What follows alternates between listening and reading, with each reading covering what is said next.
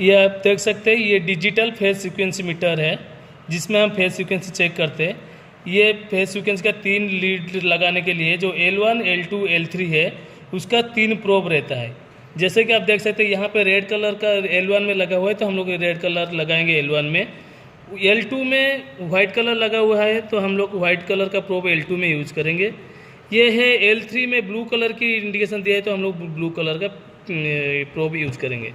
ये है इसका ऑन बटन है जहाँ पे यहाँ पे ये आपको डिस्प्ले दिखाएगा वोल्टेज की और यहाँ पे दिखाएगा आपका रोटेशन की। तो चले हम लोग देखते हैं कैसे इसका रोटेशन चेक करते हैं। चलो देखते हैं। हम लोग अभी एक LTDB बॉक्स के पास पहुँचे।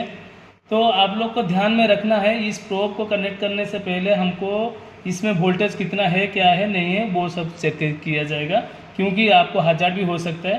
तो इसके लिए आपको सेफ्टी के लिए सेफ्टी हैंड ग्लोव्स पहनना ज़रूरी है बहुत। और चलिए हम लोग इसका कनेक्ट कैसा करेंगे इसके बारे में जानेंगे। देखिए कनेक्शन कैसा किया जाता है। आपको ध्यान में रखना है कि जैसे कि 2 फेज का अंदर में कोई टच ना हो जाए कि फायर हो सकता है कि हजार्ड हो सकता है। इसके लिए आपको ध्यान में रख के इसको कनेक्शन करना पड़ेगा।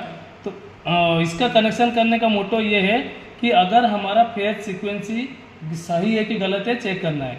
तो अगर हम इस प्रोब को सही तरीका में लगाएंगे तो यहाँ पे हमारा डिस्प्ले में क्लॉकवाइज दिखाएगा। अगर वो फेज सीक्वेंस उल्टा होगा तो वो एंटी क्लॉकवाइज दिखाएगा। तो चलिए हम अभी कनेक्शन करेंगे सीक्वेंस के हिसाब से।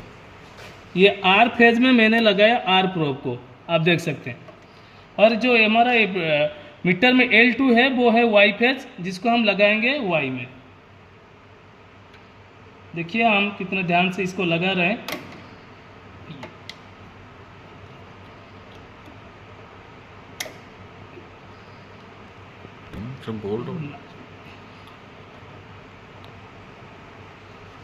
ये हो गया आपका वाई। हम एक एक करके प्रोब लगा रहे हैं। जब एक आर फेज लगा रहा था डिस्प्ले में कुछ भी नहीं आ रहा था, जब वाई फेज लगाया तो उसमें L1 L2 करके आया। मतलब इस वाला जो डिजिटल मीटर है उसमें अगर हमारा 70 वोल्ट का ज़्यादा नहीं आएगा तो इस डिस्प्ले में शो नहीं करेगा। इस जो मीटर का कैपेसिटी है वो 70 वोल्ट एबव है। अगर 70 वोल्ट आपका मिलेगा 2 फेज में तो ये आपका डिस्प्ले में शो करेगा। तो आप देखिए हम L1 L2 को लगा दिया, अभी L3 को लगाएंगे मतलब बी फेज में। देखिए मैं अभी L1 L2 L3 तीनों कनेक्ट कर दिया अच्छा से। और आप देखिए यहाँ पे हमारा वोल्टेज कितना आता है, 420 आता है। और यहाँ पे आप देख सकते हैं L1 L2 सही तरीका में है। मतलब देखिए यहाँ पे हम आर वाई भी हमारा फेज सीक्वेंस सही है तो हमारा L1 L2 3 इंडिकेशन हमारा क्लॉकवाइज दिखा रहे हैं। मतलब यहाँ पे हमारा सीक्वेंस सही है। तो अगर हम कहीं दूसरे साइड में जाते हैं तो हमको चेक करना पड़ता है। तो हमको कैसे चेक करेंगे, यहाँ पे मैं आपको एक एग्जांपल करके देंगे कि हमारा एंटी क्लॉकवाइज कैसा आता है।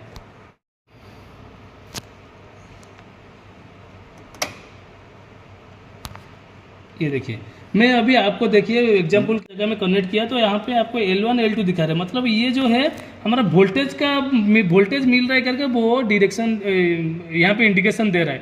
तो आपको ये नहीं मानोगे कि ये हमारा सीक्वेंस सही है करके। तो इसके लिए हमको तीनों कनेक्ट करना पड़ेगा ताकि हम जान सकते पूरा ये हमारा फेज सीक्वेंस कैसा है। तो मैं जा रहा हूँ अभी L1 L2 को कनेक्ट किया था तो L3 अभी लगाएंगे।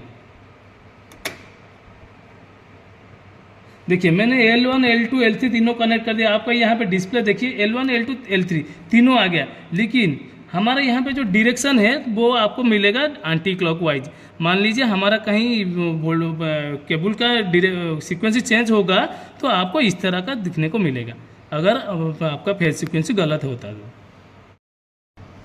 तो देखिए अभी आपका ये उल्टा डायरेक्शन है तो हमको ये क्या करना है, हमको सही करना है। फिर तो हमारा इनकमर का तरफ से हम लोग जाके उसको फेज सीक्वेंस फिर दोबारा चेंज करना पड़ता है। तो ऐसे ही हम यहाँ पे एक एग्जांपल के लिए आपको यहाँ पे 2 प्रोब को जैसा था ऐसा चेंज कर देते हैं। फिर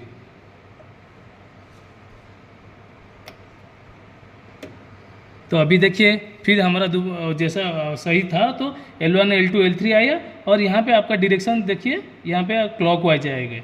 तो मान लीजिए हमारा अगर फेज सीक्वेंस चेंज करने के बाद ऐसा डायरेक्शन आ गया तो हमारा दोनों फीडर की फेज सीक्वेंस मैच हो गया है।